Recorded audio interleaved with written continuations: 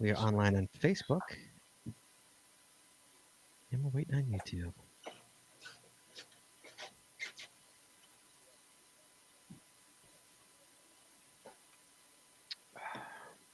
So, Jesse, Carrot Killer's not going to Georgia. Aw. I know. We're not either. Womp womp. That Yeah, stinks. Do you have to work? Yeah, pretty much. I'm getting ready to go to California, so we are going to Texas Roundup this weekend. That's like a mini mega in Texas. Okay, well, that'll be fun. Yeah. Have you've been to going caching though, right? 3 times. Okay, yeah. So Yeah. we haven't been. Jess, let me hear you talk. I'm talking. I'm fixing the Facebook post with our weekly. Oh, okay. So it is live on Facebook. Yeah. Okay, good. Just fixing the name of it here. Yes, I just got an email that says we are live. So we are live. Welcome, everybody. I see people are on now. Welcome, everybody. Going to start in a minute. We've got Keith from the FTF Geocacher Magazine. You got a question for him? You got a comment for him? Give us a call, 808-468-7924. You can call and you can talk to the guy himself, the man who created the show himself, Keith. So give us a call if you got a question or a comment from Keith. Yes, and we have Carrot Killer in the house tonight because Chad is in Georgia. He's on assignment in Georgia. So we have Carrot Killer coming in to round out the foursome here. Happy to be here. What's up, Cash and Dead? We're going to start in a couple minutes. Waiting on Keith. And then we'll start the show. Oh, there he is. Jess, are you called in? I'm calling right now. Oh, okay. Oh, there you are. I see you.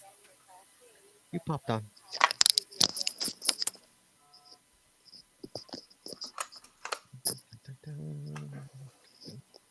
Hey, Carrot Killer, did you get the show notes? I sent you. Yeah, I got them up. Okay, you see what your part is right there. For the patron, not patron stuff. The Sponsor. Cashly commercial. The sponsor. Yeah, I'm all over it. It's all anything that CK is you. Okay. Yeah. You've heard this enough times, I'm sure. I'm hearing a cat. Who's got a cat? We have Not cats. That's obviously Adam. Yeah, my wife's Lady Black Cat, so. Ah. That's right. Carrot Killer, I've got one of your pat tags. Did you hand it to me at an event or something? Yeah, you came to my event at Port Ornasus. Ah, okay. We had the Cedo on San Jose. Ah, gotcha. Okay, good, cool. Yeah. All right, guys, you ready to start this? It is just about 8:30. Everybody ready to go? Sure. Yeah. Great. Okay. Let's push the record button here. Oh, hold on, that's my alarm going off.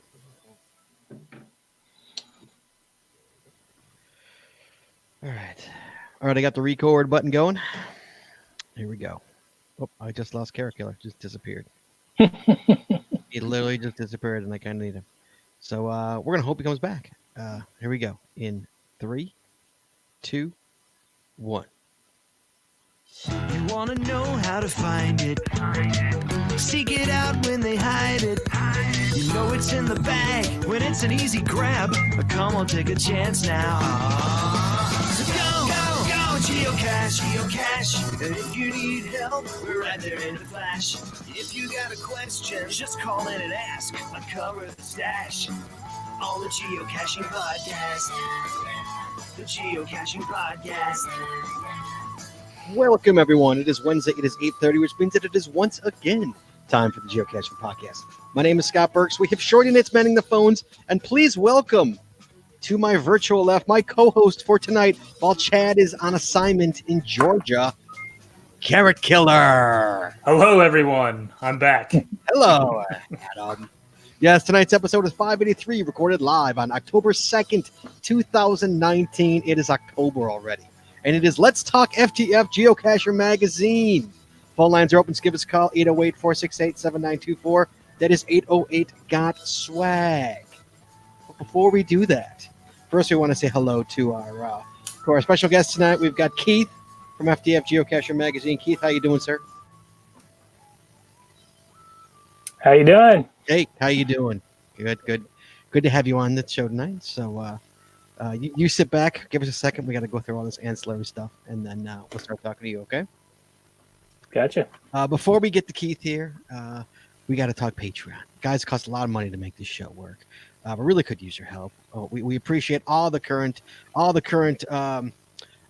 patrons we have, including Carrot Killer. He is one of the first patrons of the show. So thank you. I like to call myself a charter member. You are a charter member. Yes. You and your wife. Yeah. So yes, we appreciate it, and we appreciate everybody's help. And as Carrot Killer can attest, just about all the time we have a ton of additional information, additional audio, additional video on the other side of that side of the paywall. We want to welcome our newest subscribers. We got Stevens ad infinitum out of Hurricane, Utah, coming in. Guess what, guys? He is a gold star patron there. Those are my favorites. The gold star patrons. Well done, sir. We've got UDAC. Hey, first of all, Carrot, you ever been to Hurricane, Utah? No. You've been all over the place. You never been to Hurricane, Utah? No, I've been to Utah many times, but not Hurricane. All right. We got UDAC out of Los Angeles, California. You been to California there? Los Angeles, Carrot? I've been to California and just outside of Los Angeles. Just outside Los Angeles. All right. And we've got DT Charlie out of Carbondale, Pennsylvania, who's also, fun fact, DT Charlie has found our porch cache. One of the few patrons out there that we have that actually found our porch cache. So DT Charlie, thank you so much. Welcome to the inner circle here. So guys, please give anything you can. Tier start as low as $3. That's patreon.com, patreon.com. Then you do the Geocaching Podcast. All right, go ahead, Carrot. All right, everybody. Tonight's show is brought to you by Cachly. Cachly is an advanced geocaching app for iOS. It features powerful online and offline features, filtered searches, offline maps, and offline saving of caches. Cachly has hundreds of advanced features that will make your geocaching experience just that much better. Get more info at cachly.com. Tonight, we're also sponsored by Logwork. Logwork are the creator of the fantastic logbook made with genuine write-in-the-rain paper. The logbook's designed for the micro-containers of the present and future, geared towards the hider who would rather go caching than do cache maintenance. Find them at logwork.com. That's LOGWERK.com. It's also brought to you by FTF Geocacher Magazine. Hey, FTF Geocacher is the magazine for geocachers written by geocachers. With 6 issues a year, FTF offers practical advice, hints, and tips, cacher bios and milestones, geocaching events, trail tales, and all things geo-related. Find them at ftfgeocacher.com. And by the Max Suds Body Company. Max Suds Body Company makes handmade bath and body products from all natural oils and butters. Items such as Poison Be Gone soap, itch spray, and 2-cent choices of bug spray are all great for the outdoor enthusiasts like geocachers. At Max Suds Body, we have you covered from head to toe. Find them at maxsudsbody.com. That's MACSUDSBODY.com. And by Practical Geocaching. Practical Geocaching sells utility items for geocaching. Our items are made in the USA, and we always provide free shipping. Find them at practicalgeocaching.com. And finally, by pathtags.com. For all your swag and path tag needs, visit our website to get creative help to trade or log tags or to purchase your own personalized path tags. With over 39,000 tags to collect, pathtags.com is everything you need to start your path tag obsession. Visit them at pathtags.com. That's pathtags.com.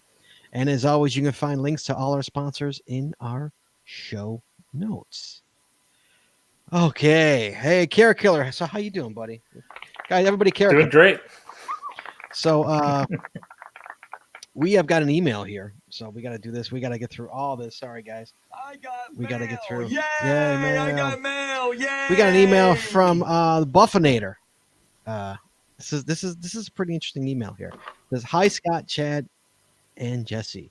Actually, Chaz and Jesse, if I want to get specific. My name is Amanda. My geocaching name is Buffinator, and I started caching in 2013. I just wanted to share a project that I'm working on for my dad, who was a retired Washington, D.C. firefighter. My dad grew up in New York and considered the guys he worked with there his brothers.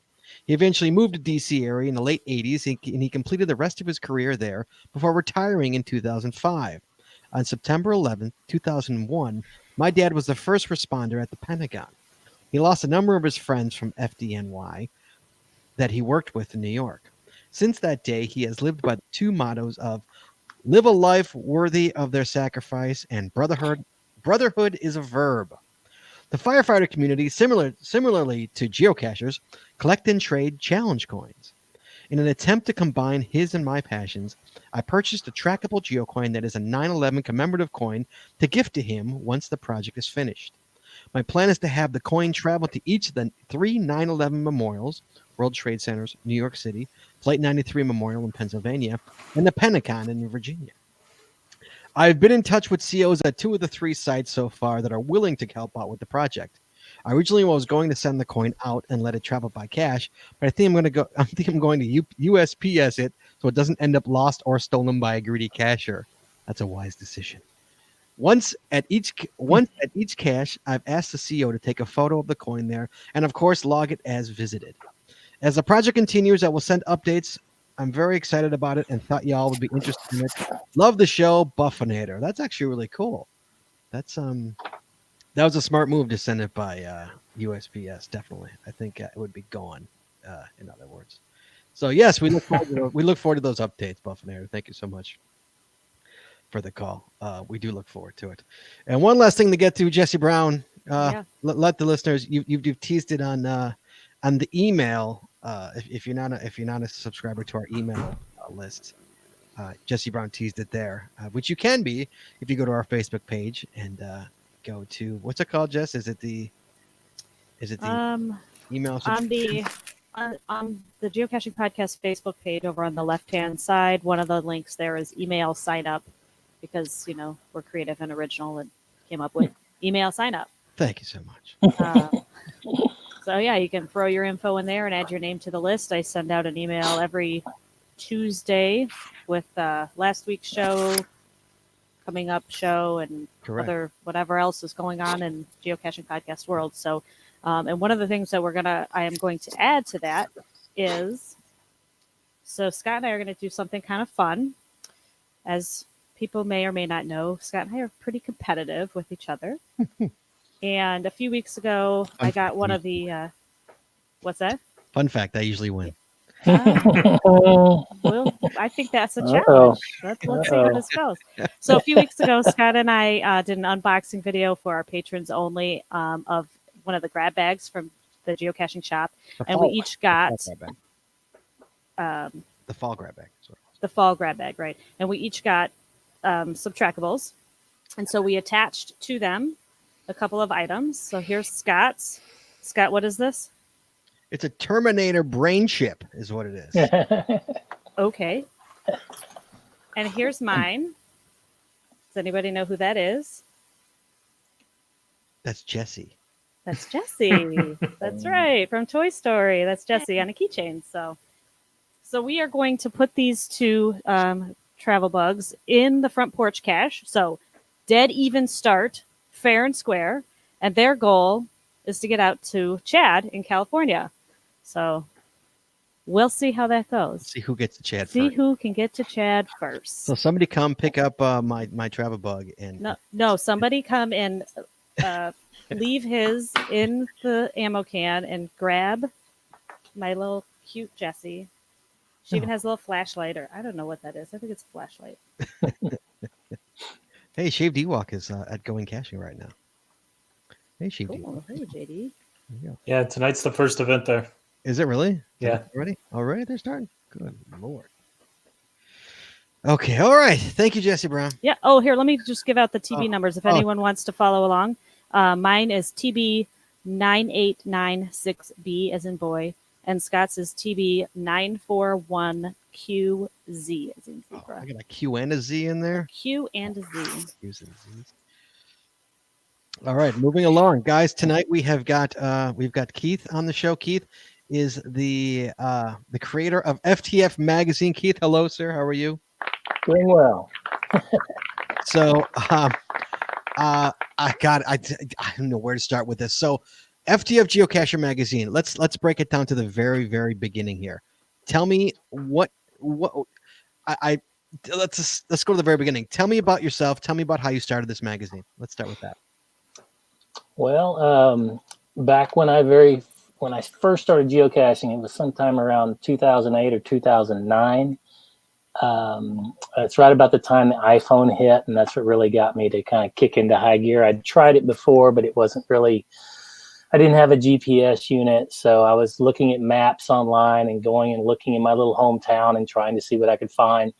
And just didn't really click with me until the iPhone app came out, and that gave me quick and easy access. And like most of you know, once you put one little smiley on the map, you can't stop. So and at that point, when I started getting really heavily interested in it, I've started thinking, well, geez, I need to learn more about this hobby. So I started looking for a magazine, and there was a magazine out there, but it wasn't really being published. So I thought, well, heck, I'm a graphic designer, and at the time I had heard that there were millions of people who were geocachers, which was true. But what I found out later, there weren't millions of people who would subscribe to a magazine. So, I thought instant millionaire, here we go. So I started my own magazine. It didn't quite work out that way, but it's been over 10 years now, and I've got 62 issues under my belt. And so I can't complain. It's been a fun little kind of sideline project for me. I'm a graphic designer. I'm currently working for a newspaper. So it's just a little side project. But I remember when I first started thinking, wow, I wonder what the cover of the second issue will look like. I wonder what the cover of the third issue will look like. And now I can't even remember the covers of all the issues we put behind us so far. And we're still going strong. So it worked out pretty well. But it was sort of a marriage of something that I was already doing. I was already more or less in the graphics and publishing business. And I thought, well, this would be a good way to combine my hobby with my work and do something I really enjoy. And so you're a graphic designer. You currently work for a newspaper, you say. Did you have any experience with printing magazines, typesetting magazines? Back when I was, when I first started as a graphic designer, I was working for a company in Austin called 3AD, and we did Stardate magazine, the magazine for McDonald Observatory. But back in those days, we were waxing type and laying it on pages and or on big boards and cutting amberlith windows to put the photos in and shooting things on stack cameras. It was a whole different world back then. And in fact, when we started on Stardate magazine, and I'd worked previously for a Third Coast magazine, but just as an intern when I was in college. But when we started doing Stardate magazine at this company I was working with, it was the very first time anybody was doing anything digitally, doing a magazine on a computer. And we were working with an old, we started out with a Mac SE and then finally moved up to the very first color Mac, the I don't even know what they call the Mac 2 or whatever. Yeah.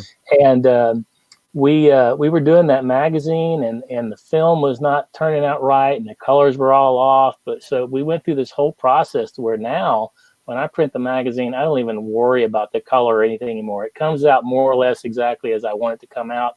The technology has changed so much in that period of time. So yeah, I had a little magazine experience back then, but it was mainly just in the production side of it with Stardate magazine. Okay, so you had a little bit. Yeah. in 2009, I mean, you started in 2010, if I remember correctly, because I remember when it started. Yes, I remember when it started. Yes, I was one of the founding charter members, and you got one of the 300 copies of that first edition that I hope you still have it because I don't think I have it anymore. Those are hard to come by now. Yeah, that's a collector's item. But no, yeah, I remember. I mean, I was around. I remember 2011 when you first came out with the app. Was it the iPad app for the original iPad? Because that's when I switched. I switched over to the app when you offered the app back in 2011. Oh, you went digital really quickly. And so I didn't. Yes. I didn't realize I'd even offer the app that long ago. I think The I app. think it was maybe 11 or 12, I think. Yeah. And then the app fell apart, and then it was bad. Yeah, it went bad, and I'm sorry. I actually literally I had a copy on my phone that was working fine, and I wasn't even looking at that thing. And people were putting bad reviews in the App Store, and it took me forever to even realize what was going on. That's not the only place that's happened. I've seen things recently. I started looking in the Groundspeak forums, and I'm seeing conversations going on about my magazine from 5 years ago that I didn't even, that completely went over my head. I'm answering them now 5 years later. Oh, sorry about that. So when you're basically working by yourself in the production of a magazine like this, it's easy to miss out on some things, and it's kind of a sideline for me. So apologies if anybody had a bad experience with the app. I think it's working okay now. At least I haven't heard otherwise. I was going to say, for the record, it works fantastic now. Okay, good. I just downloaded and read my most recent one the other day. Wonderful. And by the way, I just said I'm a one-man business. That's not really true, because everybody who subscribes to this magazine and all the writers that put together stories on a bi-monthly basis, I wouldn't have anything to lay out if it weren't for those people. So basically, I'm doing all the production and all the editing and everything, all that stuff by myself. But I wouldn't have anything to edit or to lay on the page if it weren't for all these people behind the scenes doing work, and people, just random people submitting their stories and milestones. And it's been really interesting to me, because I get to read the stories first and pick and choose which ones I think are appropriate for the magazine. So I enjoy it. It's a lot of fun. Oh, we'll get there. Don't worry. We'll get there. Kara Killer, are you a subscriber to FTF Magazine? I am. I actually bought it for my wife as a birthday present a couple of years ago. Yes. And Thank you. Yeah. Do you enjoy it? Yeah, it's good. I'm actually surprised at how many of the people writing articles in there I've actually met before. Oh, so yeah. That was interesting. It's kind of amazing the way that works. And to finish off my story is that, like, yeah, when the app kind of went kaput, I had known Jessie by then, and Jessie also had the magazine. She had a paper version of it, and so I would just read her paper version until finally the app came back. So we actually both are subscribed to it. And it's the same household. And it's funny, just interjecting here a little bit.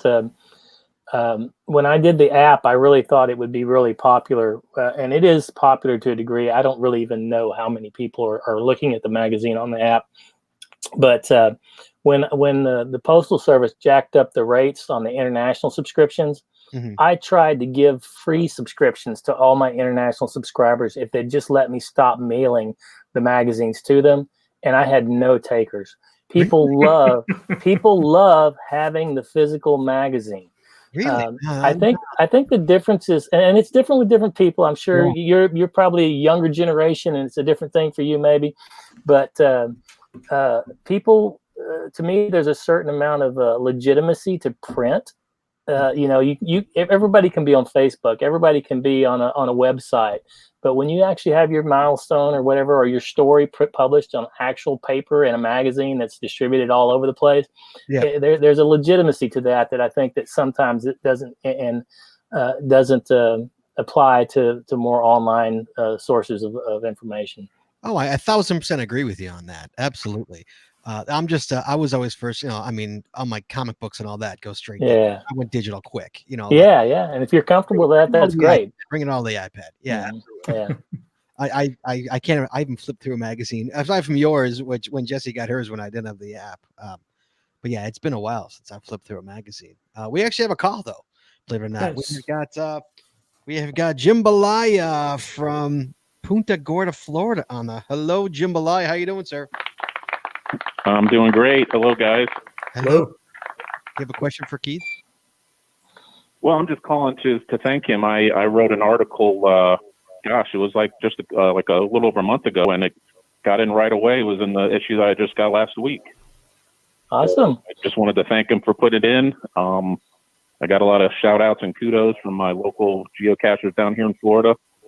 So I've been a subscriber to the magazine for about a year or so, and enjoy reading through it, and just wanted to thank him for getting me published. And Awesome. What story was it? It was the one called Solo Cacher. About Yes. me adopting a cache called Ghost Orchid, which is a crazy multi down in south of here. Yeah. Yeah, that was a great tale. Thanks for submitting. We had a great time. I did an event beforehand, and we had about 20 people that went out, and it was a multi cache, and we were anywhere from the whole time from ankle deep to water to up to our waist the whole time. We were out there for about 3 or 4 hours doing this cache. So yeah, it was great. So that's the great thing about geocaching. You get out in the real world and you have adventures. Exactly. Yeah, we got a few caches like that here in Florida, and that was one of them. So I want to thank you for getting that in the magazine this month. So thank you for contributing. Jim, while I got you on the phone here, so what made you decide to write into FTF Geocacher Magazine and try and get your story in there? Was it just, hey, this is a great story to tell? I just wanted to, yeah, I kind of have had some, I probably got some other things I'd like to get out there at some point, but just wanted to kind of get the word out. I just adopted the cache late last year. We did a maintenance run because we had like a hurricane that came through and kind of fixed up the different waypoints and stuff. But I just wanted to express my experiences with geocaching and kind of it kind of talked about in the article that I kind of started out being a solo cacher, but slowly I've started caching a lot more with 1, 2, maybe 5 or 6 other people at a time. And so it's just kind of what I enjoy doing. And I just wanted to kind of get it down on paper and kind of get the word out. Awesome. Well, thank you so much, Jim Bala. We appreciate it. We appreciate the call. Thank you so much, sir. Yep. Okay. Good meeting you guys on your porch back in the summer. Yeah, absolutely. Thank you. We'll talk soon, man. Thanks so much. All right. Bye-bye. Thank you. See ya. Bye. Bye-bye. So moving along. So here you go. You're a cacher. You've dabbled in magazine design. And now you're like, you know what? I'm going to start my own magazine. Where do you even start with that? I couldn't even fathom starting a magazine. I don't even know the first, where do you even start? Yeah, you're not going to have submissions on your first I know, issue. yeah. Where's that coming from? I'm trying to remember the first issue, some of the articles that were in it. Some of them I wrote myself. A lot of the photos I took myself. Here's the funny thing is I don't even remember where I heard it from, where I heard about the magazine. I couldn't tell you. I remember, oh my God, a geocaching magazine. That's like an instant subscribe. That's like a no-brainer, you know? Yeah. Because there was one, you're correct, but they rarely, it was an early aughts magazine that hadn't been updated in forever, come out forever. Mm-hmm. So when you were like a breath of fresh air, you know, I can't remember where I saw it, you know, or how I heard about it. I think. Well, I can tell you that there was a lengthy discussion because I trotted the idea out in the geocaching forums, and oh my God, there was so much negativity and it'll never work. People don't read anymore, and so I just kind of did it anyway because I liked the idea and I thought it would be an interesting thing to do, and. But if you went back and looked at that old forum where I first started talking about doing the magazine, you would see so much in there that was, it'll never work. It's been tried before. And so, you know, my thing when I started out was I was worried I wouldn't be able to keep it going because it's expensive to print a magazine. Yeah. And the funny thing is, I made the magazine. It was originally 36 pages long. I'm down to 32 pages now. I basically reduced everything down and packed more information in a smaller space to try to cut the cost a little bit. But I've always printed on a really good quality paper. Mm-hmm. But the funny thing about the quality of the paper, when I started out, I knew I was only doing 36 pages. And I'm like, this thing's going to feel like there's not going to be anything to it. I've got to make the paper thick so it feels like a magazine. Otherwise, it's like a pamphlet or something. So I literally chose a heavier weight paper starting out just to give the magazine a little more bulk and a little more, make it feel a little more substantial in your hands. And then after that, I made one adjustment at a later date, just a very slight adjustment, maybe down a few pounds in weight, again, to save a little cost. But for the most part, that magazine has stayed on good quality paper as I started out with. It's not as heavy. If you went back and looked at one of the first 5 or 6 issues, or maybe more than that, the paper was actually noticeably heavier back then. Mm-hmm. One of the things, and correct me if I'm wrong, but I think I'm right here. A lot of the things that I did with my early issues is I paid it forward. What I would do is drop them in caches. Exactly. And if I remember correctly, wasn't the first couple of episodes have a TB number on them? If I'm remembering correctly. At some point, I started doing the gold seal issues. I think when I first started, I was just randomly doing them as sort of a promotion, like, hey, you might get a gold seal issue, right, which is a trackable one. Yes. And I had to run all that past, back then the rules about trackables were such that I had to get permission from Groundspeak to do that. Now they've loosened up a little bit in terms of what you can do. But that was something. I always thought of it as like the Willy Wonka thing, the golden ticket. I thought it'd be fun to get a magazine and just randomly it had a little gold seal on it. No, I got one. I did get one. Yeah, and it's and people liked them. And I thought, the other thing about it is, like, if you've got your little trackable magazine, you're taking it to meet and greets, and people are discovering it, and you're spreading the word about the magazine. No, I dumped it. I dumped it in a cache. Yeah. The other thing I thought about doing, because you were talking about paying it forward, putting it in a cache or something like that, I thought about making the magazine half the size, like the little mini editions I do for the events. Yeah, like that. So that they would fit in an ammo can without having to be folded in half or something. Mm-hmm. But again, it gets back to the idea of legitimacy. I want the magazine to feel like an actual magazine. I don't want it to feel like a little brochure or something like that. It gives it. People are prouder to have a story published in an actual magazine than in like a little half-size thing or something. It's strange, but it's true. It lends some legitimacy. Hey, Keith, previously you said the first issue had 300 issues printed. What are you up to now? What's that? What are you up to now? Like a current issue, how many are you printing? I'm printing about, my subscribership has been up and down over the years. I hit a peak of about 2,000 subscribers a few years back.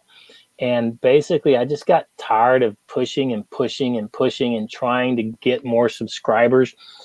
So finally, I just sort of let it kind of slide and kind of hit its natural stage. And right now, I'm about 1,500 subscribers, maybe less. I'm not sure exactly what the number is, but it varies because I've got digital subscribers, I've got international subscribers who I'm now I did finally manage to get them to agree to, well, they didn't agree. I had no choice. They raised the postal rate so high, I had to say, look, guys, I'm going to give you an extra year subscription, but I've got to send them to you as PDFs now. I can't keep sending these magazines. It's costing me $20 to send a magazine overseas. That's crazy. So I had to change that. I don't know, somewhere around 1,500, a little less. Sometimes it bounces around now. If I were to go out and really do a push and try to get more subscribers, I could bump it back up to 2,000 probably pretty easily. But it takes a little bit of work, and like I said, it's always been sort of a sideline hobby kind of thing. So I'm happy with just the hardcore people being involved. They're the ones who send the stories in and everything anyway. And they're always going to be with me. I've got guys that want to buy lifetime subscriptions. I'm like, man, I don't know how long I'm going to live. Well, yeah, you've been doing this for almost a decade now. Yeah, more than a decade. Absolutely. You've never brought somebody on board. It's still just you, more or less. I mean, I can't afford to. There's not enough. Like I said, when I started, I thought, well, there's millions of geocachers. I mean, if I had 10,000 subscribers, it'd be a whole different ball game. Right. But with less than 2,000 subscribers, there's not any room for anybody else. And you have no idea how many digital you have, do you? I don't know exactly. I mean, I've got about 100 international that I send the PDFs to, and I've got and then as far as the iTunes, I just don't even look at that. I don't even know. Really? It's not a lot, I don't think, because I get a monthly check, or I get a monthly, deposit from Apple for the new subscribers, and it's not very much. I think I pay more to the people that do my app than I ever get out of people actually, subscribing to it. So that's why that was what was frustrating about the online version. I initially did it for the Android as well. I had it on Google Play for a while, but there just wasn't the demand. There was no justification for that extra expense and additional work of trying to do the app. And it's always been like that. And that's why I say people like the print version. There are people like you that, that do like the online. I've had people upset with me because they don't like the idea of having to buy a magazine. They want to have it digitally. They want to have it on their Chrome device or something. Right. But it's just not economically feasible for me to do so. There's not enough demand in this little niche market. But there is an app. There is an app, don't there? There is an app on the iPhone. If you have an iPhone or an iPad, you can download the app from the App Store. And it works fantastic for the record. Yeah. And you can, it's very basic. you can even download past copies as well. Exactly. Yes, you can. Let's get to so is it basically doing a magazine it's every other month? Yes. And is it just you with an InDesign file and just exactly? It's very irregularly published. I wish I could stick to a tighter schedule. I would very aggressively decided I was going to do an issue every 6 weeks to catch up, to get back, because the volume number used to coincide with a year. But because of one thing or another, delayed it at some point in the past, I kept getting farther and farther behind. So I just removed the year designation completely from the magazine, and all it is volume 10, issue number 2. Technically, if I were still on track, volume 10, issue number 2 should have been out in February of this year. Instead, it came out in August. So or maybe even September now I think about it. So after 10 years of doing this, I've slowly just degraded a little bit, gone a little bit farther back and back, gotten a little further and further behind. But at the beginning of this year, I decided I was going to get caught up this year. Didn't happen. I tried, but sometimes I just don't have the material. Everything is submitted, and I'll go work on the magazine, and I'll run out. I'll have 5 pages left, and I can't just generate this stuff out of thin air. So I have to wait for the well to fill with material so that I can create a new magazine. And there are other factors too. I take a vacation, or I'm busy with work. Something's going on. There are all sorts of things that delay, and that's what's great about this community. They're not knocking down my door. As long as they're getting their issues, within somewhat like a 2-month period, nobody seems to worry. Everybody's excited when it shows up in the mailbox, and I try not to overpromise. I'm not saying, hey, it's going to be there next week. It's even the bulk rate delivery. It takes 3 to 4 weeks sometimes for these people to get their magazines, and it's very frustrating because I would like for it to be instantaneous once I print, but there's just it's the nature of the business. Over the years, you've had different variations of your actual cover, the cover of the magazine. Now, how do you choose what goes on the cover? And that's part 1. And part 2 is, can you be bought? Can I pay you to get on the cover? Sure. You can be bought, for the record. We'll make the whole issue about you. Just how much do you want to pay me?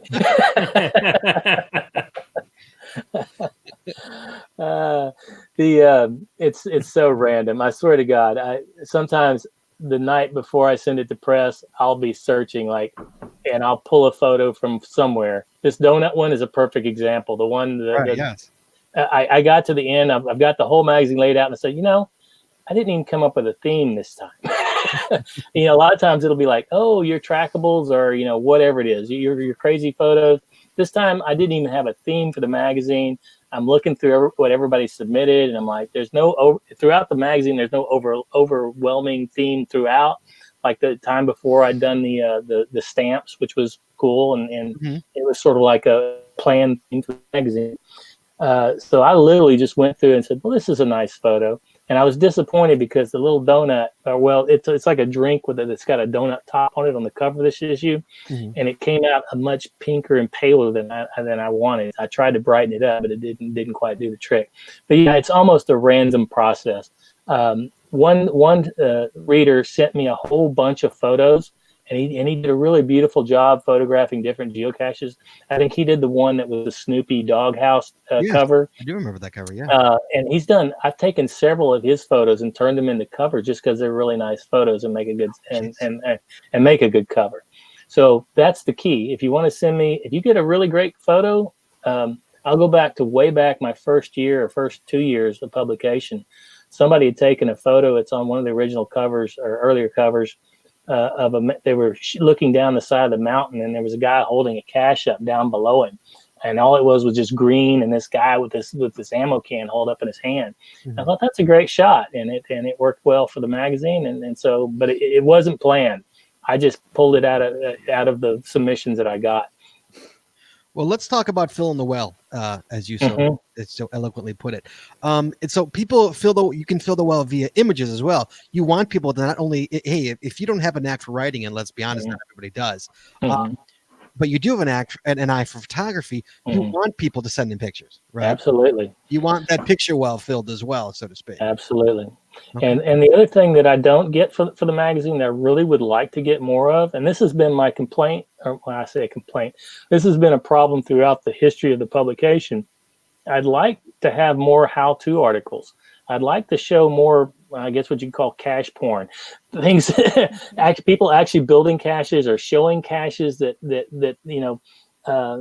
there's something like just seeing the contents of a really well put together cache where they've done a good job with the swag and things like that. I'd like to see more of that. I'd like to see more how to build. One guy a while back did how to build a fake log. I love that stuff, and I think that would be really appealing to the readers. But what I end up getting mostly is stories about I went down to the park and I did this and I did that. And sometimes they're almost just like an itinerary of the things that people do during their caching day. And, those can be really interesting stories, but sometimes I would like to see, or I really would like to see more people contributing cache building ideas and tips and tricks and all that sort of thing. Because I feel like the magazine is overloaded with personal stories of geocaching journeys. And I'm saying that, and I don't want to complain about what people are sending me because they are interesting, but I think my magazine's a little bit story heavy. Mm-hmm. Now you do say people write into you. Now, if let's say you get in, say at an average, I'll go a week. Okay, let's say a week. How many stories or information for the magazine do you get in a week? Roughly? It's really random because I've got some writers that are sending things in on a regular basis. Many of the feature articles you see, like Nancy Ann and Podcaster and Electric Water Boys Puzzle Primer, Primer. Those are things I say, hey guys, I'm going to press in 2 weeks. I need your story. Send it to me, please.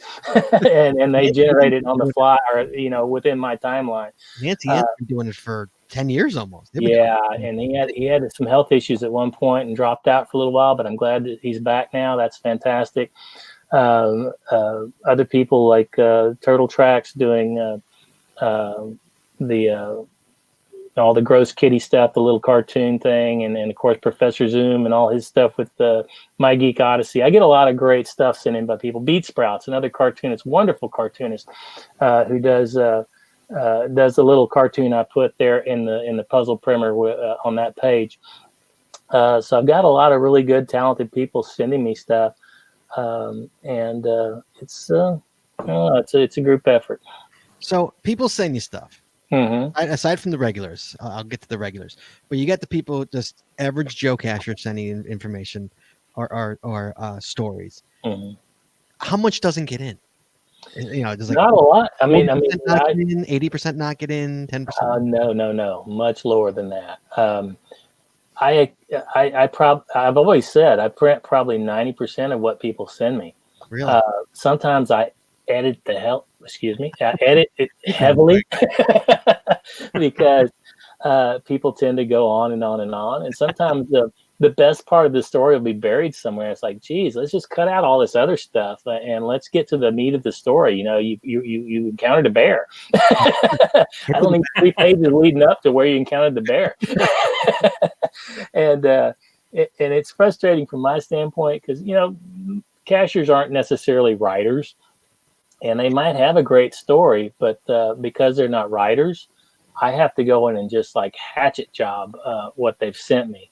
And I've gotten some really good stuff, but I've had to like super edit it really heavily. The biggest thing that happens with people is they just put too many details. I pulled up to the park. I got out of the car. I put my bag in the trunk, and it's like, we don't need all that. It's just too much detail. It's like a play-by-play of their day out geocaching. I want to get to the part about where you almost stepped on the snake or fell off the log or whatever, the part that's interesting. Mm-hmm. Okay. And so what about, and let's talk about the regulars. Regulars. How did you get them involved? How did they come to you and say, hey, I'd love to write a regular column to you? Or were they so good? They just harassed me to death with their columns. Nancy M was exactly like that. He kept sending me stuff, and he and she, they're a team, but he kept sending me stuff over and over and over. In the early issues, you'll see that he's in there, but he doesn't have his own feature. And finally, I said, "You're sending me stuff all the time. I'm going to give you your own page." So we finally just, or I finally just gave him his own little back page. He had I'm not sure where it was in the magazine, the back page at one point, I think, or a certain spot in the magazine. And then others, I kind of cajoled into it. I always wanted to do somebody doing something on puzzles, and since Tom Brotherman, Electric Water Boy, was big on puzzles. He was a natural for doing that feature. And it's sort of like Spartacus. Yes. Let's talk about Spartacus for a second. Talking about being in every issue, bragging about being in every issue. And I said, okay, man, you want to be in every issue? Let's do it. How did that evolve? Just from him saying I'm in every issue? The funny thing is, when I first proposed it to him. Hold on. Let's explain what it is before we tell people about it. What's that? Let's explain what Spartacus is. Okay, Spartacus is hidden in every magazine. He's a guy with a Spartan helmet. He goes around to geocaching events, and he's Spartacus. He spells it differently than the actual Spartacus. It's Sparticus instead of ACUS. And initially, I tried to talk him out of using his actual spelling, and he didn't like that. So we went with his spelling of Spartacus, even though I knew people were grammarians were going to give me a hard time about it, which really didn't happen. But he ended up, I don't know, it was just it was perfect for the magazine because I needed something. I need some puzzle aspect or something like that. And I used to read a magazine called Countryside or something. And in that magazine, they hid a needle in the magazine every time. There was a needle hidden somewhere in some photo. And I used to search for that needle. Every magazine, I searched and searched, never could find it. And then the next magazine, they'd show where it was. I'm like, oh my God, I can't believe that. So it was a perfect, segue from something like that into something I could use in my own magazine. And it seems to be a popular feature. It's been going for a long time. I can never find him. Never. It's funny. I can even pinch zoom and I still can't find it. I'm going to do an article at some point about all the places that people found Spartacus where he wasn't really there, because it's really funny. They'll send me something else like that. This episode did that. There was in the last episode you had somebody had there was a coin that had Spartacus. Oh yeah, but that was actually Spartacus. That was a coin that was in there. Right. And so I had to give it to you if you found the coin on the board. I didn't realize it was in there until later. But occasionally somebody will find something in a photo somewhere, and I'll be like, yeah, that does look kind of like Spartacus, but it's not. And then the one issue, I hid Spartacus in there like 10 times, and still people couldn't find him. It's like, I hid him 10 times in the magazine. You had to be able to find him somewhere. Trust me, I want the path tag. I can't find him. I can't find him. Well, I can tell you the secret to getting the path tag is persistence. Some people have found Spartacus 1 or 2 times and then given up. You got to keep looking, and you got to keep sending in your I found Spartacus things, because it's like putting raffle tickets in a bottle. The more that add up, the more likely you're going to get called. Right. So keep at it. You'll get one eventually. So so you're in this for almost a decade. Let's be realistic here, almost a decade. A, did you ever think it would last this long? And B, is it still evolving? Do you still see it evolving, or you pretty much you've got it rocked now and it's just plugging in A, B, C, and D kind of a thing? You know, my biggest problem with the magazine is I'm always trying to improve it, and like the addition of the puzzle recently. It's only been the last year or so I started adding this puzzle feature where I actually create a puzzle for the magazine. And every time I add something that improves the magazine, it's more work for me. It makes it harder for me to get the magazine out. I mean, I spent 6 or 7 hours just trying to get that coin puzzle right on the last magazine. And you'll see on previous issues, I screw up those puzzles sometimes because I don't test them well enough, or I don't have time to have somebody look at them closely. So I've had to do corrections on some of them. But I enjoy doing it at the same time. But I guess my short answer is I'm always trying to improve the magazine, so it's still evolving, absolutely, changing. And you'll notice over time the design of it has changed, the graphics have changed. The only thing I've kind of left the same throughout the whole period is the front cover. It hasn't changed much at all in terms of the layout of it. But in the inside, you know, we've done a lot of evolution over time. And I'm still trying to add more features, things. I'd love to have somebody writing a constant article about cache construction. That'd be wonderful. If anybody out there wants to write one, send them to me. You can have a regular feature in the magazine. And a funny question, but I'm going to ask it because you never know. You still enjoying it? I do. It's work. It's I know. not. I say that doesn't mean it's kind of a thing where he's got to do it now. He can't stop. Yeah, I can't stop. Yeah, that's right.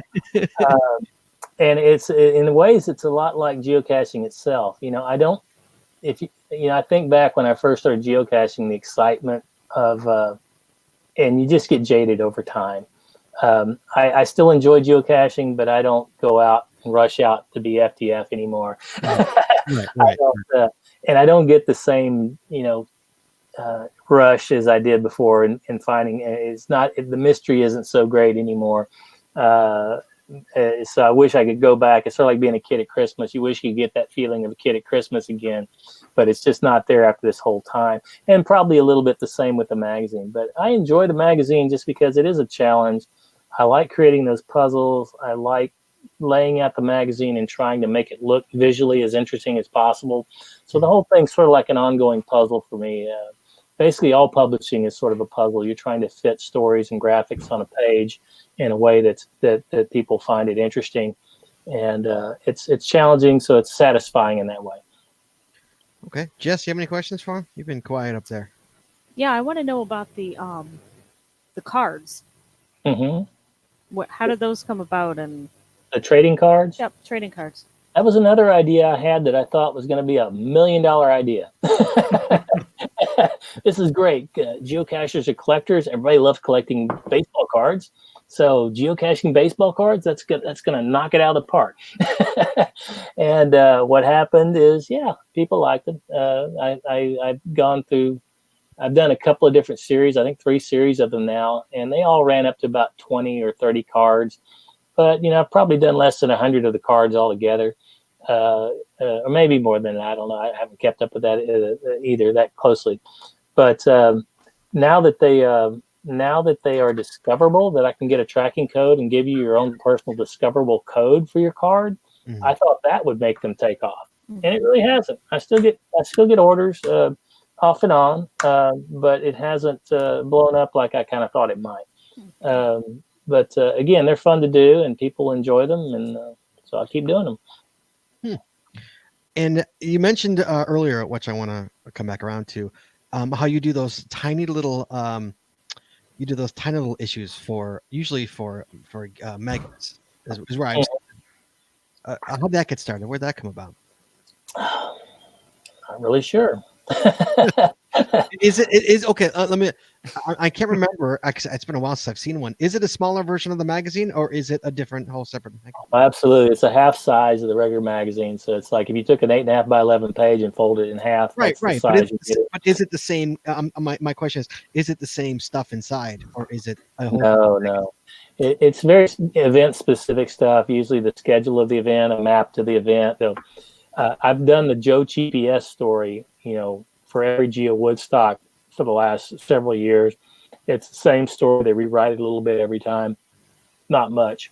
And so it's a lot of the same type of content and advertisers and things like that. It's just a more commercial version of the magazine that people use. It's a way for these mega events to have a little, have somebody do their program. That's really what it is, the program for the event. And we'll throw in some other stories. There'll be Chris Mackey will do a story about geocoins or something like that, and we'll put those in some of those issues. But for the most part, it's very event specific. Yeah, they were event specific. Yes, they were. If I remember correctly, I remember flipping through it, going, "Oh, that's kind of interesting. Look what he's doing. He's doing his own separate for a it's an event." Yeah. I thought the when you do the program for Geo Woodstock and the program is in the format of your magazine, and in the back I have a thing, subscribe to my magazine. Right. I would think I would get thousands of subscribers, and that's just not the case. People just aren't necessarily. They love geocaching. They don't necessarily want to read about it. No, And but you also got to keep it out there. You also have to put your name out. Let them know it's there. It's kind of a thing. But I'll tell you one thing: when I go down to Geo Woodstock and I set up my little table, I am blowing and going all day long selling subscriptions. Really? So that's the one event. I can go to an event, a smaller event, and I'll do okay. But Geo Woodstock has always been a big part of my success, because I get a lot of subscribers during that time, just in that one day of sitting there at my little booth and people coming by and subscribing to the magazine. I got a question here in the chat room. Is there a complete list of the cryptozoologics? Cryptozoologic, right? This cryptozoology path tags, zoological, I guess. At one point, you know how the baseball cards, I used to have a card they put out that had a checklist? Yes. I thought about doing that a couple of times, to do like a baseball card with a checklist of all the cryptids, but the cryptids keep growing. I keep doing more and more of them. Basically, I give out 1,000 and then once the 1,000 are gone, we do another one. So those things are I'm never going to run out of cryptids. They're everywhere. I can't believe how many of them there are. And people send me suggestions about what the next cryptid should be, and I've used them a lot of time. But I at one point I did like a flyer type thing, like a page showing them all, and I think I left one out. Somebody called me out. So I probably should do that. But and at one point in the path tag description itself, I was keeping an ongoing list of the cryptids, but I'm not sure that that's been updated in the later path tags that I've done. But if anybody really wants to know that, they can email me or something, and I'll go back and look and pull up my list. And fair enough. Yeah. One more. You got, speaking of path tags, what inspired giving them out and selling them? Well, I haven't been selling them lately. I started some series of path tags. The cryptids were a great series because I could pre-produce those and sell them, but they were a lot of work too. You think about you're paying maybe $1.50 for mailing and having these things made, and you're selling them for $4, and it was a lot of work for me. Just the physical handling of these little tiny tags and trying to sell them to people. I'm not sure it ever really. I mean, I made money off of it, but it wasn't. It wasn't something that was. It was a lot of work for me, and I've already got so much work. Right.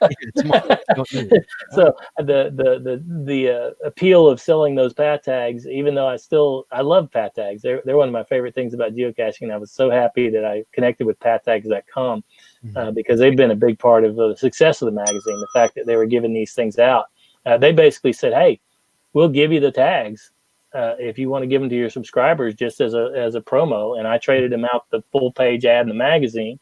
And now we're starting to focus on event related tags and things like that. But Yeah, the PAT tags have been real popular, and I've done different series. I did a series that I thought was really fun on the geonemesis tags, where all the things that you encounter while geocaching, ticks and chiggers and all that kind of stuff, those were pretty popular. But I haven't done any recently just because I've been so busy. Once I got hired on this newspaper, it really put a dent in my time. I'm basically full-time employed somewhere now and doing a magazine on the side. Yeah, that's your So side. it's like I have two full-time jobs I'm trying to squash in my life. Yeah. When your side gig is FTF Geocacher Magazine, yeah. It's That's a yeah, lot of work. that's a heck of a side gig. So, we're almost out of time here, but I want to come back around real quick too. Mhm. So, if somebody has a story or photos to send to you, how do they get it to you? Just send it to anything at ftfgeocacher.com. And when I say anything, I've got a catch-all. But if you want to, the simple answer is stories at ftfgeocacher.com. You can send anything to that email address, and I'll get it and consider it. Story at or story or Keith or Bob or whatever at ftfgeocacher.com. It'll come to me. And same thing with images, correct? Yes, exactly. And for the record, just so people may have questions, and I'm kind of I'm in the digital design business as well. So how big of images do you want? I mean, you don't Well, want there's a form. There are forms on my website that you can actually submit your story and your images together. But I get frequent comments that the form doesn't allow very large images. So again, sending it by email is the way to go. You can send any image to stories at ftfgeocachermagazine.com, and I'll be sure to get it. Whereas the forms don't always allow those larger images to come through. and guys, for the record, Keith wants the raw image. He doesn't want you to dumb it down at all. He wants it needs to be at least it doesn't have to be full resolution raw, but it needs, because usually I'm bringing these things down to 1 column width or 2 column width, so it doesn't have to be gigantic. But if you've got a really nice photo that might be cover material, what if it's cover material? Send it full resolution. Send it full resolution. You might find yourself on the cover. That person with that donut shot did not know they were going to be on the cover until they got the magazine. Okay. One more question that I would have if I was a listener of this is that if I send you something, I send you an article and or a picture, and I go into the next month, the next magazine. Hey, guess what? Neither the image nor the story is in there. Now, is that it? Is it not? Did it not make any issues, or am I going to see it in like 3 issues? If you don't see it within about 3 issues, it means that for whatever reason I rejected it. Okay. I don't reject it very often, but what I do is because stories are coming in randomly, they might come in right in the middle of when I'm trying to. Nancy Ann sent one in right as I finished up the last volume 1 or volume 10 issue 1, so he didn't make it in, so it was just a bad timing on his part that he sent it at that particular time. The stories end up in my little folder. I literally use my email, a folder in my email. I just pile them all in there, and I go back every issue, and I go back through those folders. So if you didn't make it last issue, I'll go back again. And, if I didn't particularly like your story or didn't think it was worthy last time, I might need space this time. I might need to fill some space, and you might still get in. But like I say, it's very rare that I actually flat out deny a story. It has to be kind of almost unusable in a way for me to not use it in some way. And what about images? Same thing, or image you could pull from 3 years ago and drop it in there? As long as it's a compelling image that people would be interested in seeing. I don't care when you shot it.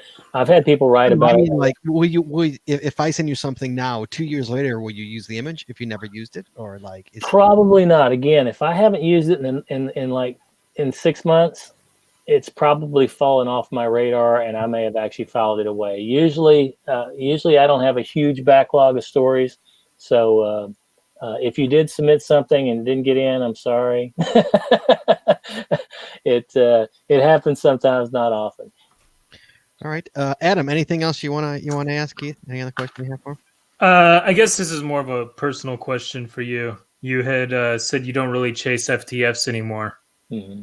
The magazine is FTF Magazine. Your geocaching name is the FTF guy. So when did the passion die? It didn't really die. If a cache published here in Puerto Rico, I live on an island. I found every cache on this island. If a new cache publishes, I have my little radius thing, where 45, 50 miles, whatever it is, anything publishes within that area, it's fair game. But it's a long drive. I got to cross a ferry. I got to go through Corpus Christi. I got to drive all the way down the island to get over to the causeway. Anything that publishes on this island, I'm on it immediately. So it hasn't completely died. And I still will go for an FTF if it's a reasonable distance. But 30 miles to drive in the middle of the night or something, I don't want to have to drive that far. No. Well, one of the things we didn't even touch on, which I guess it's not really about the magazine, but Keith lives on a boat, lives on a houseboat. Yeah. Which you don't see too many people living on a houseboat. Yeah. If you look behind me, that's a porthole right there. Porthole. I'm actually downstairs. I'm sitting right in, and we have something that's like a little hallway. The guy we bought the boat from said it was a second stateroom, but I'm sitting on a futon here in the hallway down in the second level of the boat. Just because the light's a little better down here. How long have you lived on a boat for? About 7 years now, and it hasn't sunk yet, so I'm still happy. Can you take it out, or is it like just stay? It has no motors. We just live on it. It's literally a house on the water. Yeah, if I take it anywhere, I've got to call Towboat USA. Scott, you may or may not remember one of the first episodes of this show in its current form. I called in to say how me and my wife had traveled to Port Aransas and got FTF on the FTF guy's cache. Oh, cool. I remember it. That's pretty amazing. Well done, sir. Well done. Well done. Well played. Well, Keith, thank you so much for coming on the show and talking about your magazine. Hey, everybody subscribe to FTF Geocacher Magazine. If you don't subscribe to it, you are crazy. That's right. As we say every week, for geocachers by geocachers. Absolutely. If you want to write a story, submit a photo, go just shoot an email to Keith. Anything at ftfgeocacher.com. Correct? Is that what it is? Right? Absolutely. And there are. I don't know of any other magazine where you can simply write a story and be in the magazine, or simply send a photo and almost be assured you're going to get your photo published. And if you have a milestone, especially, I publish all milestones. Yes. So you can be in this magazine no matter how terrible a writer you are or how bad a photographer. You can send me your milestone photo and I'll crop it down to the size of a postage stamp and put it in the magazine. Yeah. I always look. I go there first because I know so many people usually. Yeah, you know those people. Yeah, that's true. They're all over. Yes. Also, Keith, thank you so much for being a sponsor of the show. Much appreciated. Thank you, sir. Worthwhile project. Thank you. So thank you, Keith. Next week, guys. Next week we have got it's October, beginning of October, so it is October Cache or Coffee, guys. Next week, talking about any just a mishmash of different topics next week. We should have Chad back next week, so we'll be talking about going caching. We will talk. Yeah, I know Chad will be talking about going. He'll make us super jealous. Which I can't believe that neither Adam nor Keith are there. Like it kind of blows me away. Too busy. Adam, especially. I'm shocked you're not there, Adam. I'm at 366 days of not living in Georgia. And it's been a pleasure. Yeah, this is my home state, so it's nice to be home. So Adam, thank you so much for coming on the show. Appreciate it. So much. And Keith, thank you so much. Thank you for being a sponsor of our show, of our little podcast. We appreciate it very much. Pleasure. Again, I've been reading your magazine since you started the thing back in 2010. And so thank you so much for putting that out. And Jesse, thank you so much for taking the phone call. We appreciate it so much. And guys, we will talk to you guys next week. So let me just get the closing here. Hold on a second. Please join us again every Wednesday night at 9:30 Eastern, 8:30 Central, as we stream live on Facebook, Twitter, YouTube, and on our website, geocachingpodcast.com. The archived video versions of our podcast are available on our website or on our YouTube channel, and the audio versions are available on your favorite podcatcher. If you like the show, please head on over to Apple iTunes and rate, review, and subscribe. We'd really appreciate it, and it really helps the show when you do. If you prefer to watch the show, make sure you subscribe to the show on your favorite viewing platform and subscribe or get notified to know when we go live. And hey, if you haven't already, please consider becoming a patron of our show.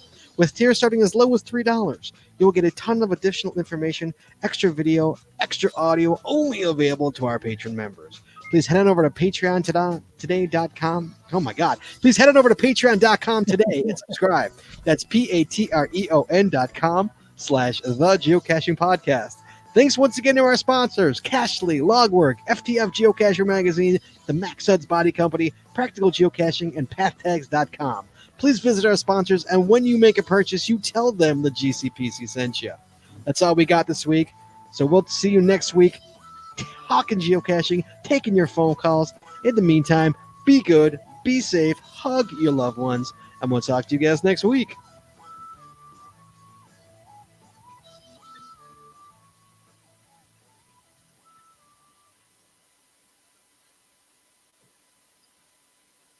We are clear. There we go.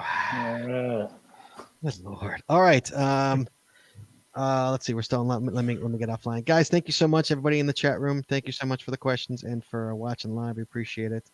Keith, again, thank you so much. Carrot, thank you for stopping by. Of course, guys. Next week, October Cache or Coffee, guys. Next week. So everybody who's out there and going caching, have an awesome weekend caching. We're jealous as hell. I love you. But I actually have to adult and go to work and take care of children. So, guys, we'll talk to you guys next week. Thank you so much. Bye-bye. See ya.